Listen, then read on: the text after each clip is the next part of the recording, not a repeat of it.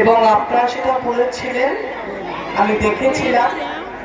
এবং তখন যারা যারা এখানে উপস্থিত আছেন তাদের মনে থাকবে, আমি তখনও কিন্তু বলেছিলাম যে আমি অনেকবার কমপ্লেন করেছি, অনেকবার এলকে জানিয়েছি, আমার তরফ থেকে এটা আমার হাতে নিয়ে আমি অনুরোধ করে করে আনবো এবং ভোটের সঙ্গে কোনো সম্পর্কিত নয়। আমার প্রতিশ্রুতি, আমি রাস্তা করে দেওয়ার চেষ্টা করব এবং সেই রাস্তা মন্ত্রীকে ধরেছি, জিএম কে ধরেছি, ডিআরএম কে ধরেছি এবং লাস্টে আমি বলেছিলাম যে আমি বসে থাকলাম, যতক্ষণ আপনার লোক পাঠাবে, কবে ডেটটা আমাকে বলবে, ততক্ষণ আমি এখান থেকে যাব না।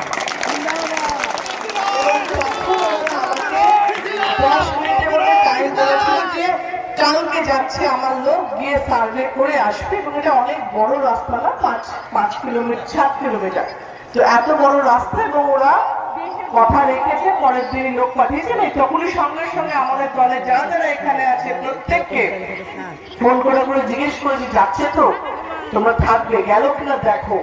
এবং তার আগেও ইলেকশনের সময় আমার মনে আছে যে অল্প অল্প কিছু সূত্র গিয়ে ফেলে অন্তত সমান রাস্তা করার জন্য আমি বলেছিলাম, সেটাও আমি তাদের ফোন করে জানতাম করেছো কি করেছে। একটা কথা মনে রাখবেন, আমি কত ভালো, কত খারাপ, কত দারুণ কাজ সেটা নয়।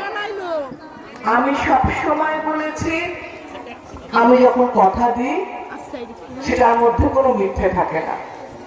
আমি বারবার বলি যে মিথ্যে প্রতিশ্রুতি আমি না ভোট চাওয়ার জন্য দিই, না মিথ্যে শ্রুতি আমি জীবনের জন্য দিই, না আমি বন্ধুত্ব রাখার জন্য দিই, না সম্পর্ক রাখার জন্য। এবং আমি সবসময় বলি চেষ্টা করব, তার মানে করে দিচ্ছি না, কারণ আমি জানি একটা কাজ করার পেছনে কত সময় লাগে। যারা এই দাঁড়িয়ে দাঁড়িয়ে বলে, যারা এই টিভি চ্যানেলে গিয়ে বসে বসে বলে না, ও এটা উনি করেননি, এটা উনি করলেই হতো, আমি হলে এটা করতাম। আমি জোর দিয়ে বলছি, চ্যালেঞ্জ দিয়ে বলছি, আমি এই সিস্টেমে 16 বছর আছি।